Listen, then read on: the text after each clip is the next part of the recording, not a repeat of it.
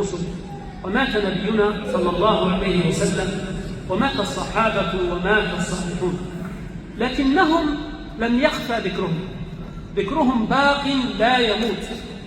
أسماؤهم وسيرهم وكلامهم ومواقفهم التي وقفوها لله السبيل في هذه العصور بتجديده دعوة السلام وتوضيح منهج الرسول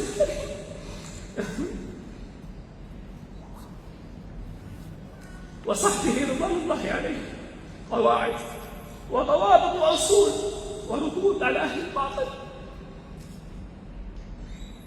بحث لشبهات أهل الضلال، وحماية الأمة من تلبيساتهم وانحرافهم وقواعدهم الباطلة المنحرفة.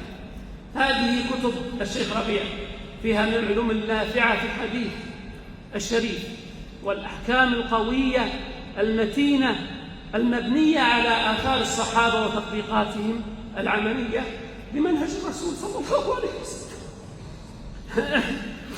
كلها تدل على كعب راسخ في علوم الإسلام.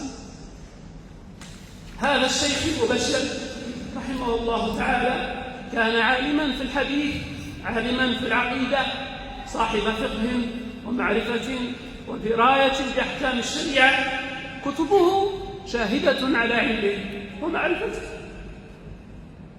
ردوده فيها علوم نافعة في الإصلاح، فيها قواعد في الحديث والتفسير، فيها سير وفيها اعتقاد وفيها أداب وفيها أخلاق.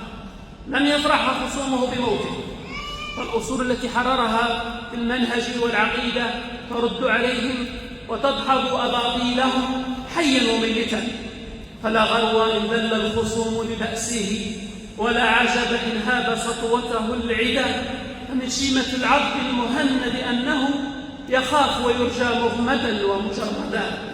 فرحمه الله رحمة واسعة، ورحم علماء الإسلام الذين سبقوه، وجزاهم عنا وعن الإسلام والمسلمين والسنة خيرا. والله تعالى ولعليكم أيها الإخوة الفضلاء يا طلبة العلم أن تنشروا علوم هؤلاء العلماء، وأن تهتدوا بهديهم وتقتدوا بهم في طريقتهم في الدعوة إلى الله، فإن العالم يموت، وإنه نعم ليؤسف لموته، ولكن الذي يؤسف أكثر ما يدفن مع العالم من آداب وأخلاق وطريقة. فأحيوا هذه الأخلاق، وأحيوا هذه الآداب، وأحيوا هذه الطرائق، وقوموا بالحق بعد العلماء، وانصروا دين الله كما نصروه، وأيدوه أنتم كما أيدوه بالعلم النافع والعمل الصالح.